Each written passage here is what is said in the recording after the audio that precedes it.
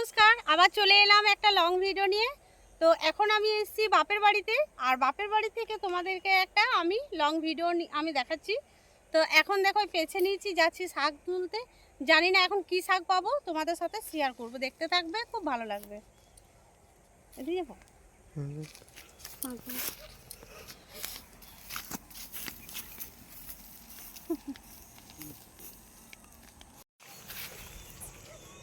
ওইদিকে নামবো।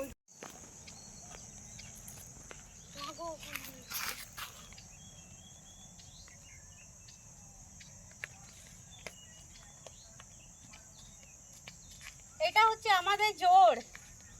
এই জোড়টা পার করে আগের মাঠগুলোতে যাব। এইগুলোতে আমরা আগে গুগুলি, ঝিনুক, মাছ অনেক কিছু ধরে নিয়ে গেছি, আর এখন আর সময় নেই, নলে একটু ধরতাম।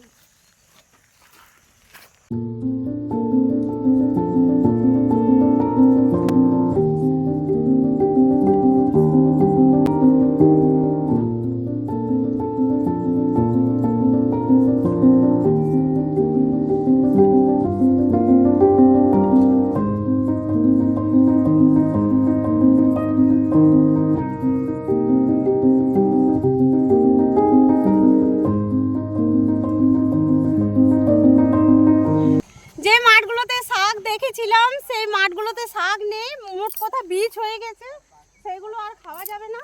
তাই এখন আমি চেঞ্জ করলাম, অন্য রুটে আসছি। দেখি এদিকে যদি শাক পাওয়া যায় তো ভালো, আর নাহলে আলু শাক নিয়ে ঘর যাবো। আলু শাক? আলু শাক মানে? আরে দেখ, এই মাঠটাতে হয়েছিল, কিন্তু এই মাঠটাতে দেখ বীজ হয়ে গেছে। এটা হচ্ছে দেখো আমাদের সরষে বাগান, দেখছো সরষে বাগান।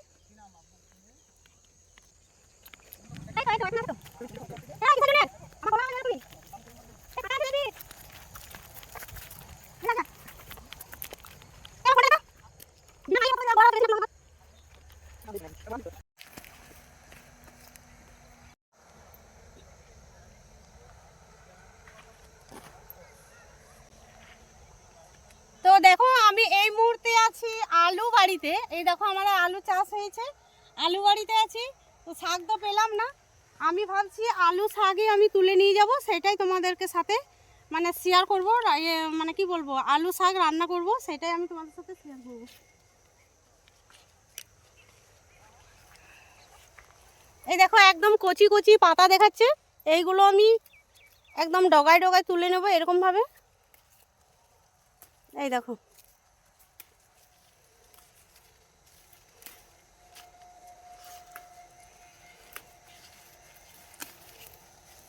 তার সাথে দু একটা কুমড়ো পাতাও নিচ্ছি, মিক্স করে ভালো লাগবে।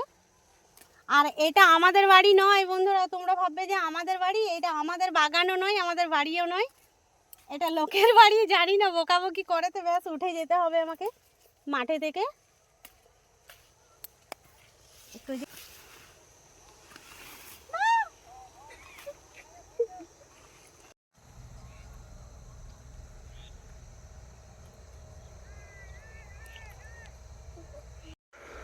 ওই মাঠে চলে যায়।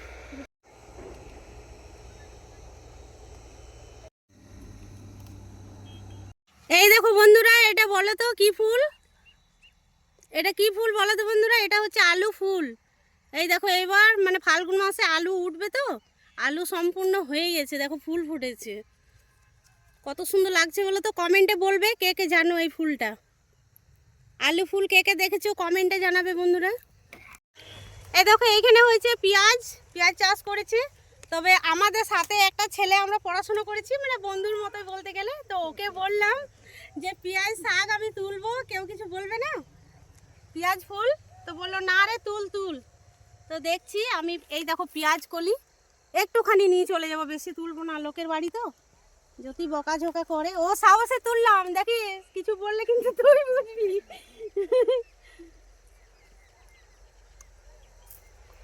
ভয় করে বাবা, লোকের জিনিসে হাত দিতে। হ্যাঁ, খাবার জন্য তো তুলে। এবার বল, কাউরি বাড়িতে বিনা পারমিশনে নামা, আমরা বুঝতে পারছিস। অন্য জায়গায় সিস্টেম আছে দেখেছি। হ্যাঁ, এবার যে যা পাইতে পারে, যখন যা প্রয়োজন নিয়ে এলো খাবার। হ্যাঁ হ্যাঁ 50 বস্তা 60 বস্তা 70 বস্তা করে আলু লাগে। হ্যাঁ। দেখো আমি অনেকগুলো তুলে নিয়েছি, কিছুটা পেঁয়াজ ফুলও তুলেছি, দেখো মানে পেঁয়াজ কলি, সেটা কিভাবে রান্না করব তোমাদের সাথে শেয়ার করব। আর এখন অনেকটা সময় হয়ে গেছে, এবার বাড়ি ফিরে যাচ্ছি। এই রান্না আমি কালকে করে দেখাবো। 2000 years later. তো কালকে আমি যে শাকগুলো তুলে এনেছিলাম সেই শাকগুলো আজকে রান্না করব, কেননা কালকে তো সন্ধ্যা হয়ে গেছিলো আর রাতে তো শাক খাওয়া যায় না। তো আজকে আমি রান্না করব, দেখো মাছের মাথা দিয়ে করব। শুধু আলু শাক পেয়েছিলাম, তোমরা তো দেখেছো, আর কুমড়ো শাকের পাতা এনেছিলাম। এই দেখো এই কুমড়ো শাকের পাতাগুলো আমি একটু একটু করে বাছছি। এই দেখো কুমড়ো শাকের পাতার সাথে দেখো এই সুতোগুলো বার হয়, এগুলো ভালোভাবে বাছতে হয়। এই যে কুমড়োর এই যে ডাঁটাটা ধরে এইরকমভাবে এটা টানতে হয়, তাহলে এইরকমভাবে একটা দেখো সুতোর মতো বার হয়, এই দেখছো। তো এরকমভাবে শাকগুলো আমি সব কিছু বেছে কেটে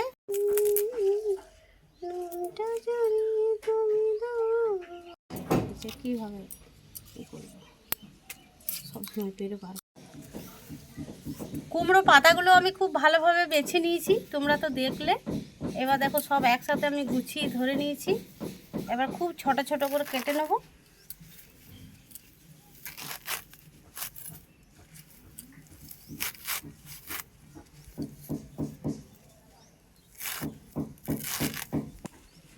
এই দেখো কুমড়ো শাকগুলো এরকমভাবে ছোট ছোট করে কেটে নিয়েছি। এবার আমি আলু শাকগুলো কেটে নেব।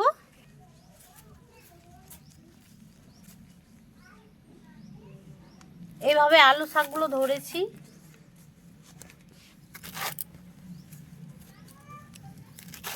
এরকমভাবে মাঝে দুটো তিনটে পিস করে নেব, খুব ছোট ছোট করে কেটে নেব।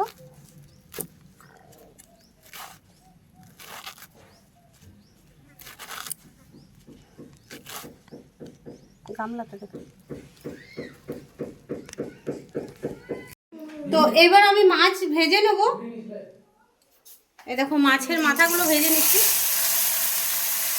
কড়াইটা কালো হয়েছে এই কারণে, আগে আমি মাছগুলো ভেজেছি তো তাই কড়াইটা কালো হয়ে গেছে। মাছের তেলটা দেখো আমি ভেজে উঠিয়ে নিয়েছি। এই দেখো মাছের তেল, আর এই দিকটা হচ্ছে মাছের মাথা, সব একসাথে রেখেছি রান্না হবে বলে। এবার আমি কড়াই তেল দিয়ে দিয়েছি, দেখো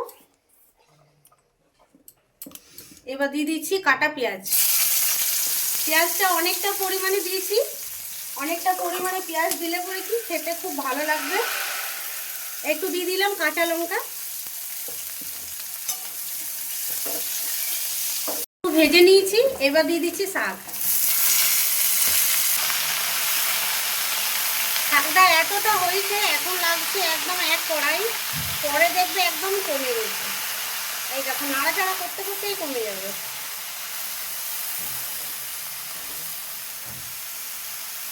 এক চামচ দিয়ে দিচ্ছি নুন, এক চামচের একটু দিয়ে দিলাম নুন, মানে দিয়ে দিলাম হলুদ। এবার মাছের তেল আর মাছের মাথাগুলো আমি দিয়ে দিচ্ছি শাকের সাথে। একটুখানি রেখে দিলাম, আমার ছেলে বলছে মা একটু মাছের তেল একটু মাছের মাথা ভাঙা আমার একটু রেখে দেবে, তাই একটু রেখে দিলাম। একটু ভালো করে নাড়াচাড়া করে দিচ্ছি।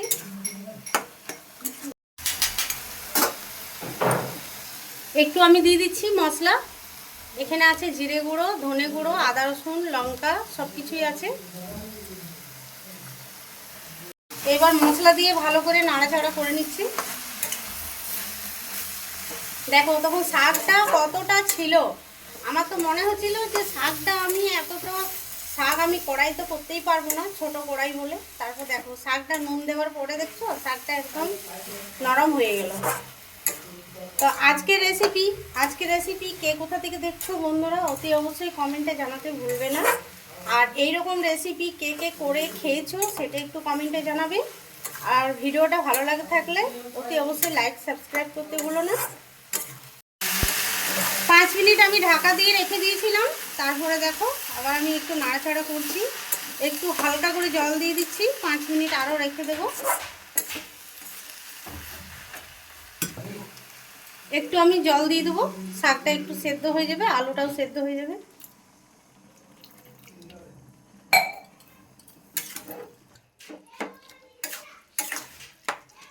পাঁচ মিনিট ঢাকা দিয়ে দিচ্ছি। 5 মিনিট পর আমি ঢাকাটা খুলে দেখলাম, দেখছি খুব ভালোভাবে সেদ্ধ হয়ে গেছে। আলু টালু সব ভালো করে আমি একদম সেদ্ধ করে নিয়েছি। এইবার তরকারিটা মোটামুটি হয়ে এসছে, শাকের ঘন্ট। এবার আমি নামিয়ে নেবো এটা।